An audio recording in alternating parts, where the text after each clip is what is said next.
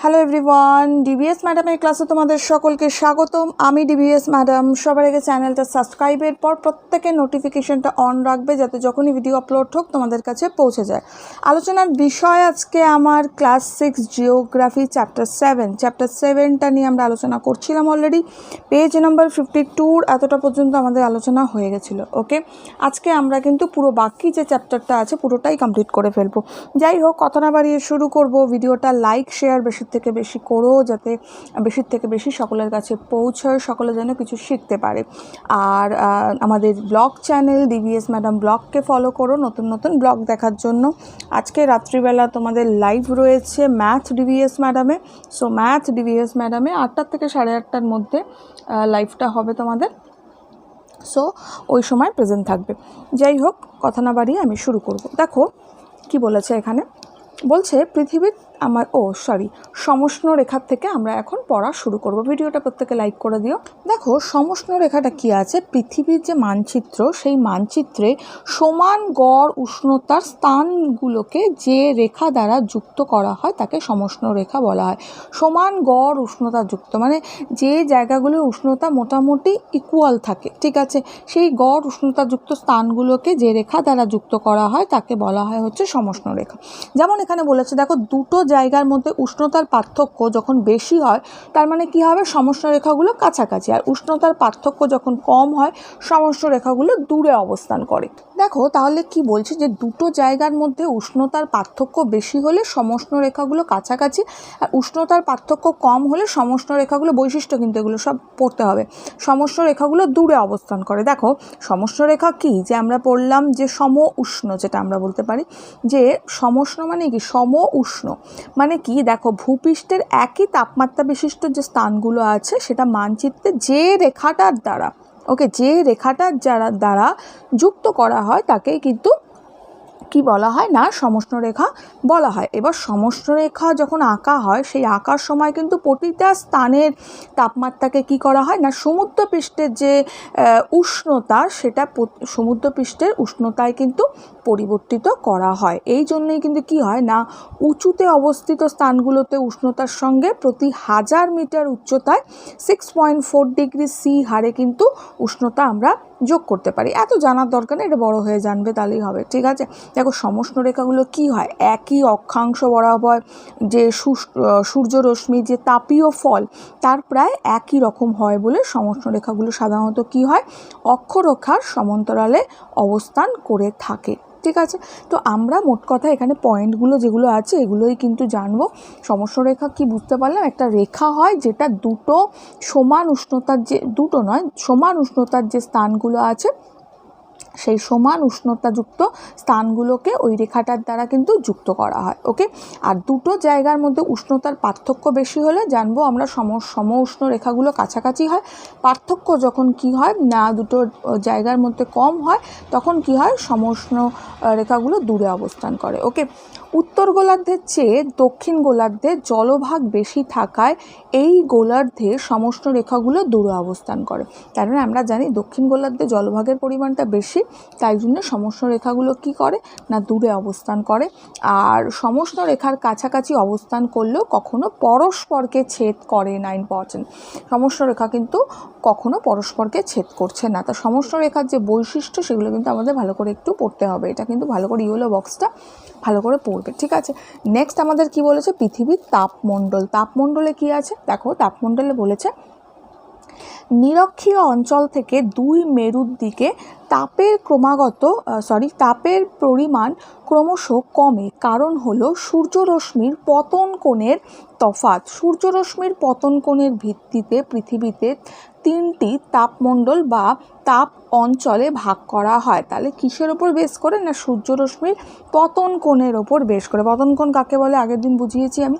Base করে কিন্তু পৃথিবীকে 3টে তাপমণ্ডলে ভাগ করা হয়। কি কি মণ্ডল না, একটা হচ্ছে উষ্ণমণ্ডল, নেক্সট হচ্ছে নাতিশীতোষ্ণ মণ্ডল, তৃতীয় হচ্ছে হিমমণ্ডল। ওকে, উষ্ণমণ্ডলটা কাকে বলছে, উষ্ণমণ্ডল হচ্ছে নিরক্ষরেখার উভয় দিকে কর্কটক্রান্তি ও মকরক্রান্তি রেখার মাঝের অঞ্চল হলো উষ্ণরেখা। কোন জায়গাটা, কর্কটক্রান্তি, যেমন কর্কটক্রান্তি আর কোথায় না মকরকান্তি রেখার মাঝের যে অঞ্চল সেটা হচ্ছে উষ্ণমণ্ডল। দেখতে পাচ্ছ কর্কটকান্তি মকরকান্তি ছবিটা দিয়েছে বলে দেখাতে পারলাম এখানে আমি।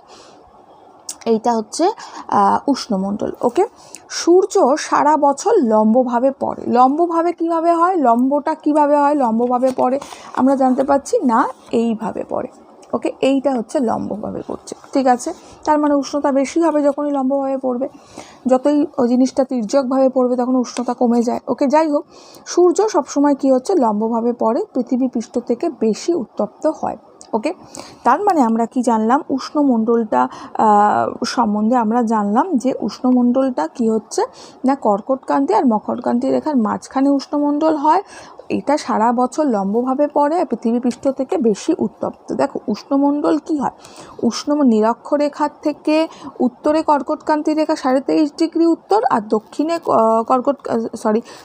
কর্কটকান্তি রেখায় 33.5 ডিগ্রি দক্ষিণ। ওকে, পর্যন্ত যে সমগ্র অঞ্চলটি সেটা কিন্তু না উষ্ণমণ্ডল নামেই কিন্তু পরিচিত। ওকে, তো এই জিনিসটা কিন্তু আমাদেরকে কিন্তু একটু মাথায় রাখতে হবে। ওকে, নেক্সট আমাদের কি বলেছে দেখো, আর এখানে সারা বছর সূর্য লম্বভাবে কিরণ দেয় এটাও মাথায় রেখো। নেক্সট বলেছে নাতিশীতোষ্ণ মণ্ডল। নাতিশীতোষ্ণ মণ্ডল একটা কর্কটকান্তি একটা মকরকান্তি কিন্তু, হ্যাঁ। নাতিশীতোষ্ণ মণ্ডল কি বলেছে, বলছে কর্কটকান্তি রেখার থেকে সুমেরুবৃত্ত রেখা ও মকরকান্তি রেখার থেকে কুমেরুবৃত্ত রেখার মাঝের অঞ্চল হলো নাতিশীতোষ্ণ। তাহলে সুমেরুবৃত্ত রেখা, দিস ইজ এই যে সুমেরুবৃত্ত রেখা। আরেকটা কি বলেছে না এখানে হচ্ছে তোমার মকরকান্তি রেখার থেকে কুমেরুবৃত্ত রেখা, অর্থাৎ এই যে কুমেরুবৃত্ত রেখা, ঠিক আছে।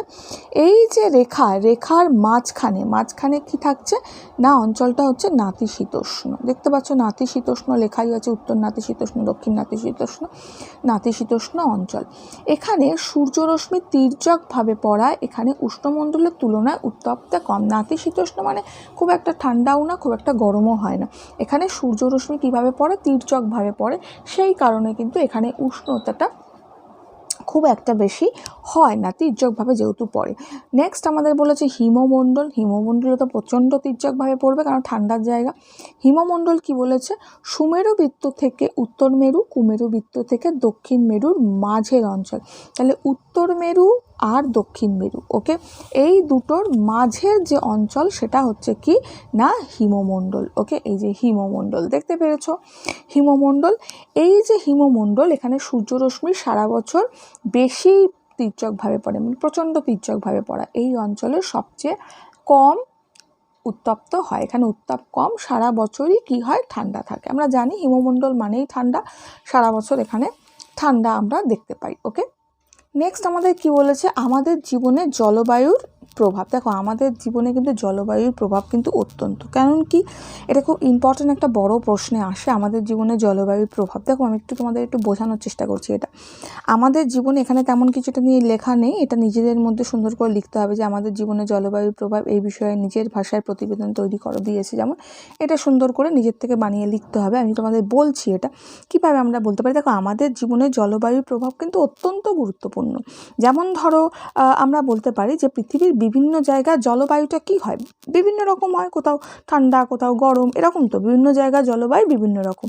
আর জলবায়ুর উপর বেস করে কিন্তু কি হয় না মানব জীবনও কিন্তু বিভিন্ন রকম হয়ে থাকে। যেমন আমরা বলতে পারি কি যেখানে গরম ঠান্ডা প্রচণ্ড বেশি হয় সেখানে তো আমি আর আমের আশা করতে পারি না যে সেখানকার আম ফলবে আর মানুষ আম খাবে। জানি না আমের উদাহরণ কেন বারবার আমার আসে, ঠিক আছে, যাই হোক, কাম টু দ্য পয়েন্ট। ওকে, তো যাই হোক, যেখানে জলবায়ুর বিভিন্নতার সঙ্গে মানুষের সেখানে খাদ্য বস্ত্র বাসস্থান এগুলো কিন্তু সমস্ত কিন্তু জড়িয়ে থাকে বা নির্ভর করে। ওকে, জলবায়ুর পার্থক্যের জন্য কি হয় যে মৌসুমী জলবায়ু অঞ্চল যেটা আছে সেখানে লোকেরা কি করে না মৌসুমী জলবায়ু অঞ্চলের লোকেরা ধানের চাষ করে, আমরা জানি। আবার দেখো যেখানটা নিরক্ষীয় বৃষ্টি অরণ্য বলতে পারে বা নিরক্ষীয় অঞ্চল বলতে পারে সেখানে জলবায়ুর লোকেরা কি করে না ফলমূল খেয়ে জীবন ধারণ করে, জীবজন্তু শিকার করে, ঠিক আছে। তুন্দ্রা অঞ্চলের মানুষরা কি করে না সামুদ্রিক মাছ খায়। ওকে। আবার দেখো মৌসুমী জলবায়ু অঞ্চলের লোকেরা ধানের চাষ করে, আমরা বললাম।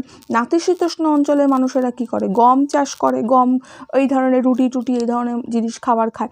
তো যেরকম জলবায়ু ফসলটাও সেভাবে ফলছে, মানুষের জীবনযাত্রা অটোমেটিক সেইভাবেই কিন্তু পরিবর্তিত হতে থাকে।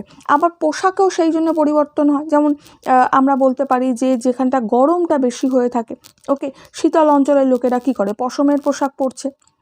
যেখানে গরম থাকে সেখানের লোকেরা কি করে না, হালকা সুতির পোশাক পরে, তাই তো। তো এইভাবে কিন্তু জলবায়ুটা মানুষের জীবনে একটা প্রভাব অটোমেটিক সারা জীবন ফেলেই থাকে। ধরো প্রচণ্ড ঠান্ডার জায়গা, সেখানে মানুষরা কোথায় বাস করে, ইগলুতে বাস করে, আমরা পড়েছি ইগলুর কথা। যেমন এক্সিমো প্রজাতির যারা লোক হয় তারা কোথায় বাস করে, ইগলুতে বসবাস করে, তাই তো। আবার যেসব জায়গায় প্রচণ্ড বৃষ্টি হচ্ছে সেখানে ছাদগুলো কীরকম হয়ে থাকে, ঢালু প্রকৃতির হয়ে থাকবে।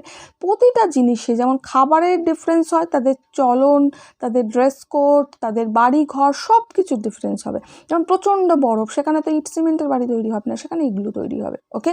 আবার দেখো যেখানটা প্রচুর বৃষ্টি হয় সেখানকার যেগুলো হয় স্লপিং রুফ হয়ে থাকে, অর্থাৎ ঢালু হয়। কেন ঢালু হয়, দেখো আমরা যেখানে বাস করি, ধরো আমরা বাস করি সমতল ভূমিতে, যেখানটা বাস করছি সেই জায়গাটায় ছাদগুলো কি হয়, প্লেন হয়। কিন্তু যেখানটা বৃষ্টি হয় সেখানে ছাদগুলো এরকম ঢাল হয়ে থাকে। কেন হয়, যাতে বৃষ্টিটা দাঁড়াতে না পারে, বৃষ্টি হওয়ার সঙ্গে সঙ্গে সেই জলটা পড়ে যায়, সেই জন্য কিন্তু যাতে ছাদ নষ্ট না হয়ে যায়, সেই জন্য কিন্তু কি থাকে না, ঢাল থাকে।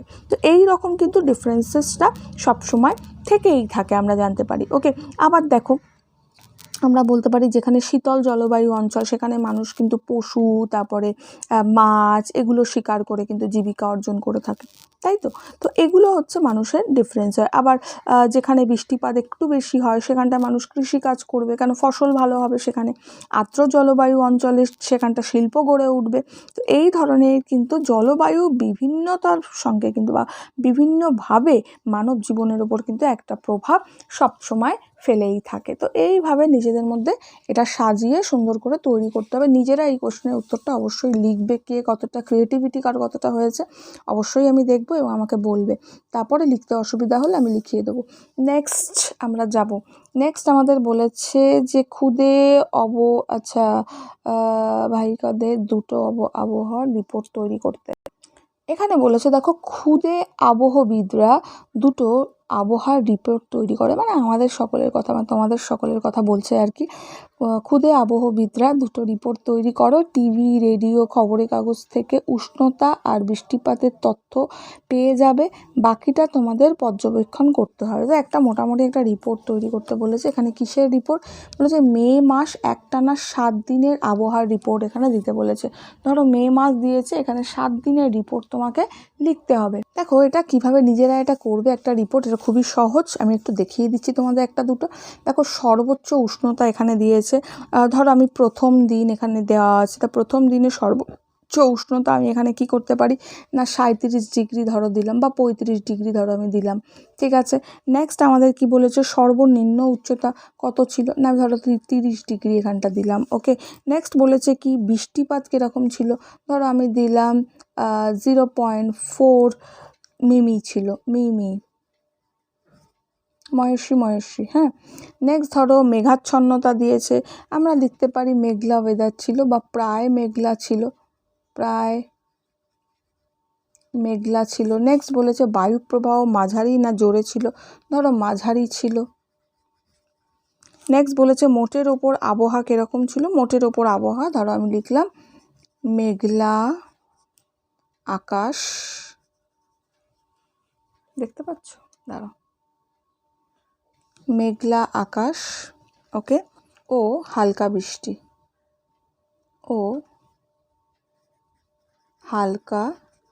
বৃষ্টি, তো এই অ্যাক্টিভিটি এখানে একটা দেওয়া আছে এই পেজে, আর নেক্সট পেজেও সেম অ্যাক্টিভিটি দেওয়া আছে। এই অ্যাক্টিভিটিটা নিজেরা করবে, খুবই ইজি অ্যাক্টিভিটি দেখিয়ে দিলাম।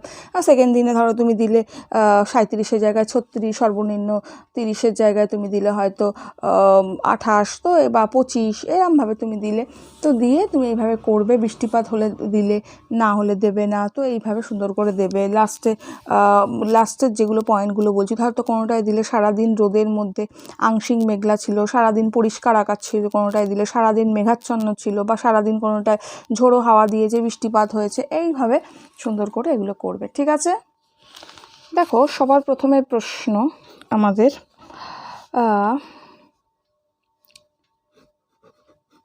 কোন অঞ্চলে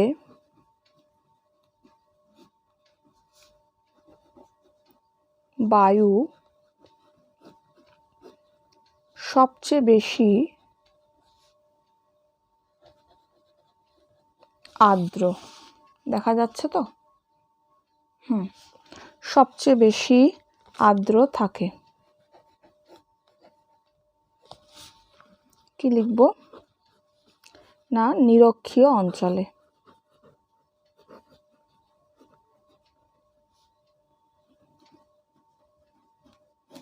ওকে, নেক্সট প্রশ্ন দেখে নিয়েছো, কোন অঞ্চলে বায়ু সবচেয়ে বেশি আর্দ্র থাকে? নিরক্ষীয় অঞ্চলে। নেক্সট প্রশ্ন, নাতিশীতোষ্ণ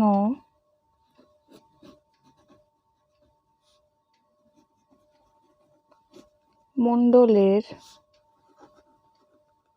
অন্তর্গত একটি আদিবাসী জনগোষ্ঠীর নাম?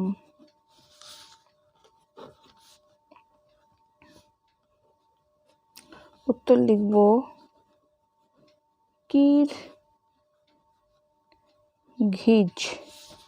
কিরঘিজ।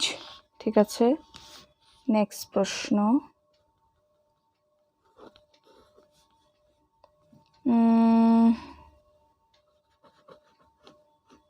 লাদাখের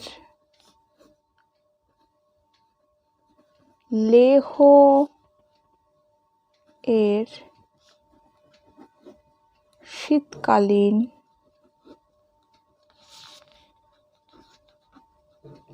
উষ্ণতা কত? উত্তর -40 ডিগ্রি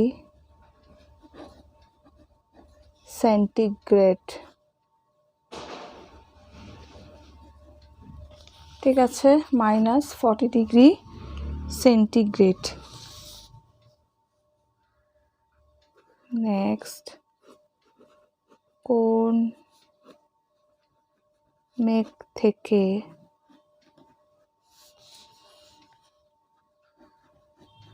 সবচেয়ে বেশি বৃষ্টি হয়?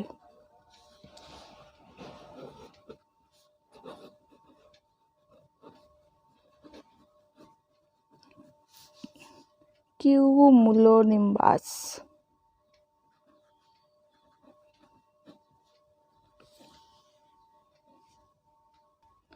উত্তর হবে কিউমুলোনিম্বাস। ঠিক আছে, নেক্সট প্রশ্ন, কলকাতার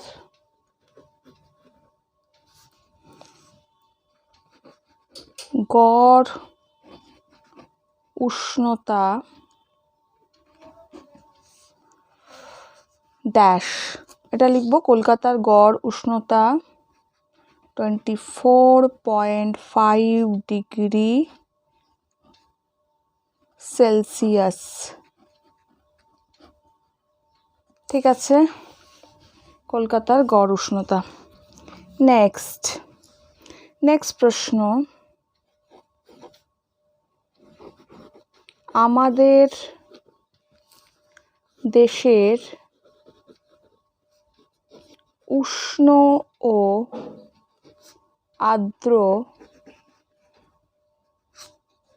জলবায়ু হলো, আমাদের দেশের উষ্ণ ও আর্দ্র জলবায়ু হলো, উত্তর আমরা লিখব মৌসুমী জলবায়ু।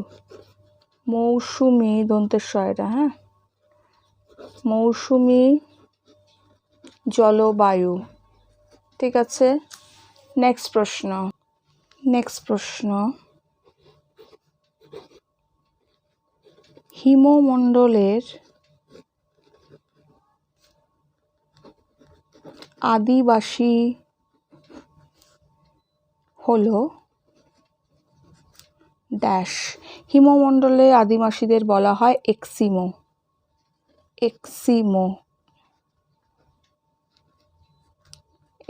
না এস্কিমো, অ্যাকচুয়ালি দন্ত শয় কয়, তো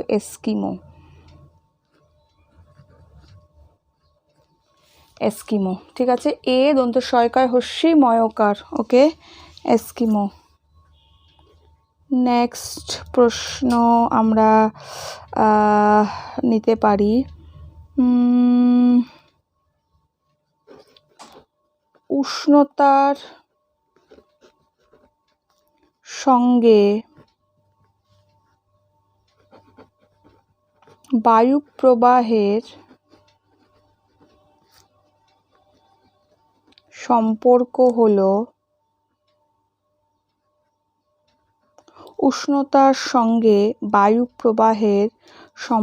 সম্পর্ক হলো ড্যাশ। ওকে, তাহলে উষ্ণতার সঙ্গে বায়ু প্রবাহের সম্পর্ক হচ্ছে সমানুপাতিক।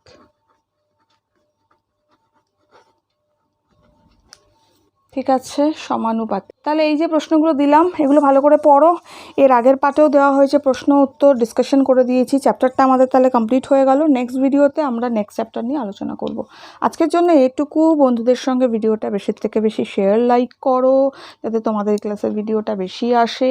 আর দেখা হচ্ছে আজকে রাত্রে ম্যাথ ডিভিএস ম্যাডাম চ্যানেলে। যাদের কাছে সাবস্ক্রাইব করা আছে গুড, আমার সাবস্ক্রাইবারদের তো সাবস্ক্রাইব করাই আছে। যারা নিউ তাদেরকে জানালাম ম্যাথ ডিভিএস ম্যাডাম, প্রত্যেকে সাবস্ক্রাইব করে নোটিফিকেশন অন রেখো ইংলিশ আর গণিতের জন্য। খুব ভালো থেকো।